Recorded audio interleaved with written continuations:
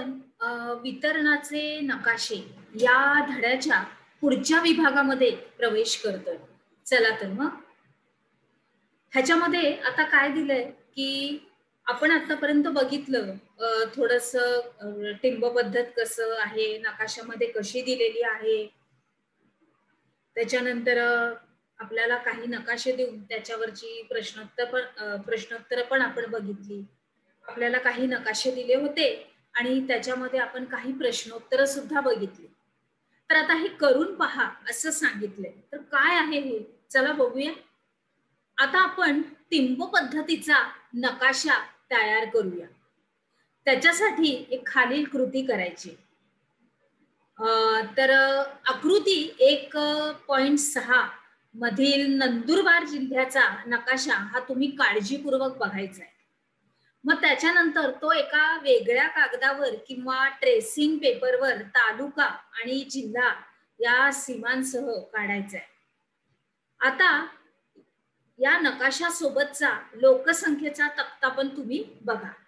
मग या तक्त्यातील सांख्यिकीय माहितीच्या आधारे कमीत कमी आणि जास्तीत जास्त मूल्य विचारात घेऊन आपण टिंबांची संख्या ठरवा. उदाहरणार्थ एक टिंब बरोबर 10,000 लोक. किती? एक टिंब म्हणजे किती? 10,000.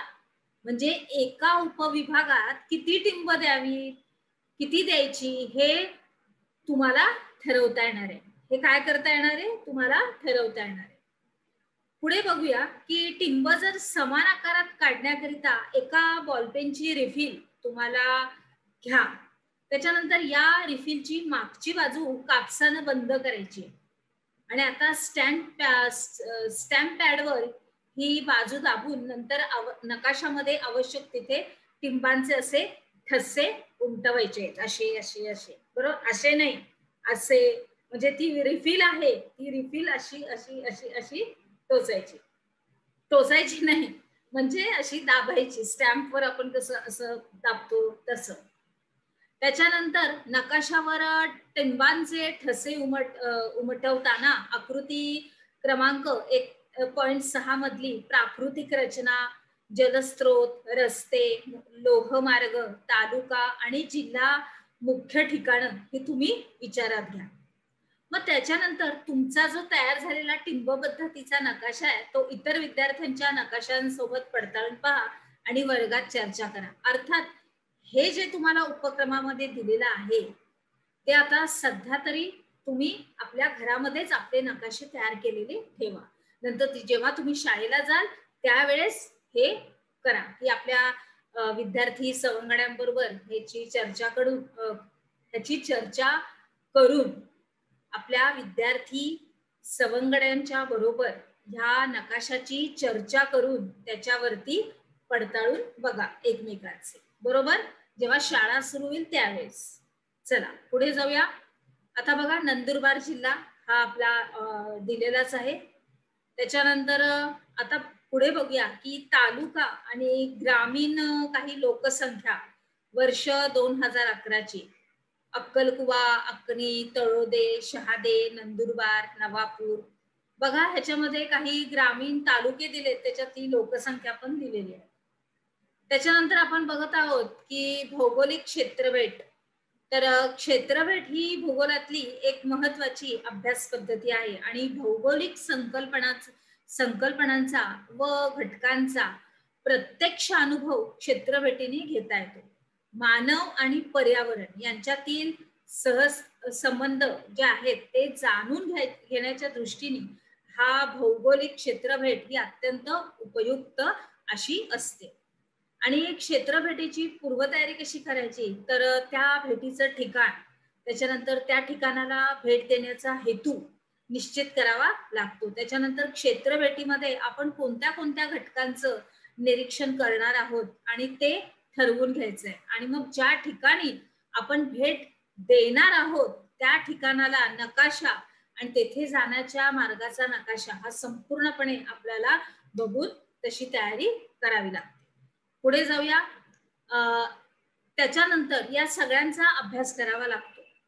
त्याच्यानंतर क्षेत्रफळीच्या ठिकाणाचं जे अंतर आहे तेथे जाण्याचे वाहतुकीचे मार्ग, वाहतुकीची साधनं, त्याच्यानंतर क्षेत्रभेटीसाठी लागणारा वेळ, या संदर्भात नियोजन करावं लागतं. त्याच्यानंतर शिक्षकांचं मार्गदर्शन घेऊन क्षेत्रभेटीच्या हेतूनुसार विद्यार्थ्यांनी एक प्रश्नावली सुद्धा तयार केली पाहिजे त्या संदर्भातली. अर्थात या ठिकाणी क्षेत्रभेट देताना शिक्षक हा तुमच्या सोबत असणं हे अत्यंत जरुरीचं आहे. त्याच्याशिवाय कुठेही जायचं नाही, ही सूचनाच आहे. तुमच्या सोबत तुमचे आणि आपला म्हणजे शिक्षक हा असतातच असतात. त्याच्यानंतर क्षेत्राची निवड करायची. भौगोलिक क्षेत्रभेट ही विविध घटकांच्या अभ्यासासाठी आयोजित केली जाते. प्राकृतिक रूप, भूरूप, नदी किनारा, त्याच्यानंतर सांगायचं म्हणजे आपली धरणं, समुद्र किनारा, पर्यटन स्थळं, काही भौगोलिक संबंधित घटकांशी संबंधित असं संग्रहालय किंवा कार्यालय एखादं, त्याच्यानंतर एखादं खेडगाव, त्याच्यानंतर वनक्षेत्र इत्यादी स्थानिक परिस्थितींशी माहिती घेऊन या घटकांची आपल्याला निवड करावी लागते आणि भेटीसाठी आवश्यक ती आपल्याला परवानगी पत्र पण घ्यावं लागतं. बरोबर. क्षेत्रभेटीसाठी नोंदवही, नमुना, प्रश्नावली, त्याच्यानंतर पेन, पेन्सिल, मोजपट्टी, त्याच्यानंतर टेप, होकायंत्र, नमुना गोळा करण्यासाठी आपल्या पिशव्या, त्याच्यानंतर नकाशा, कॅमेरा, त्याच्यानंतर दुर्बीण, हे सगळं काही घ्यावं लागतं. त्याच्यानंतर त्यातली काळजी पण घ्यावी लागते की ज्या क्षेत्रभेटीला तुम्ही भेट देणार आहात तिथं जी इतर लोक पण राहतात, तिथं स्थानिक पण, तर मग स्वतःची पण काळजी घ्यायची आणि इतरांची सुद्धा काळजी घ्यायची. आपल्या शिक्षकांच्या ज्या ज्या सूचना आहेत त्यांचं योग्य पालन करायचं. तसंच हा दुर्गम आणि अनोळखी ठिकाणी असं एकटं जायचं नाही. आपले विद्यार्थी सवंगडी असले पाहिजेत. बरोबर. त्याच्यानंतर क्षेत्रभेटीच्या परिसरामध्ये जिथे जिथे तुम्ही वावरताय तिथे तिथे लोकांशी संपर्क साधून तेथील परिस्थितीचा आढावा घ्यावा लागतो. त्याच्यानंतर क्षेत्रभेटीच्या दरम्यान आपल्याकडून तिथल्या पर्यावरणाचं नुकसान नाही होणार ना याची दक्षता घ्यावी लागते. तसंच आपत्कालीन स्थितीसाठी काही प्रथमोपचारच्या गोष्टी आपल्या बरोबर आपल्याला ठेवाव्या लागतात. अहवाल लेखन, त्याच्यानंतर क्षेत्रभेट पूर्ण झाल्यानंतर प्राप्त झालेली सगळी जी माहिती आहे त्याच्या आधारे अहवाल लेखन तयार करायचा की आम्ही काय काय बघितलं, कुणाकुणाला भेटलो, विषय काय होता, शिक्षकाने आम्हाला कसं कसं मार्गदर्शन केलं, सगळं काही येणार. विद्यार्थी आपले तुमचे सवंगडी एकमेकांना तुम्ही कशी मदत केली, अडचण आली, प्रथमोपचार करताना काय द्यावं लागलं, स्पिरिट द्यावं लागलं, आयोडीनच्या गोळा लावावा लागला, इत्यादी इत्यादी. त्याच्यानंतर आता जे अहवाल लेखन करायचं आहे अगदी अजून अचूकपणे, त्याच्यामध्ये काही मुद्दे पण दिलेले आहेत की त्याच्यानंतर जिथं तुम्हाला आवश्यक असं वाटेल तिथं तुम्ही छायाचित्र सुद्धा घ्यायची आहे. म्हणजे त्या त्या ठिकाणाच्या स्थळाची ते ठिकाणी चिटकवावी लागणार आहेत तुम्हाला तुमच्या अहवालामध्ये. पुढे तुम्ही जेव्हा प्रस्तुत करणार ते मुख्य ह्याच्यामध्ये त्यावेळेस.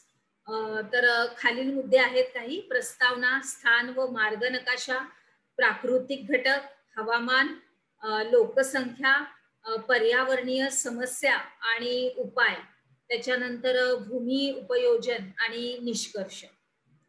आलंच लक्षात? अगदी बरोबर. चला पुढे जाऊ.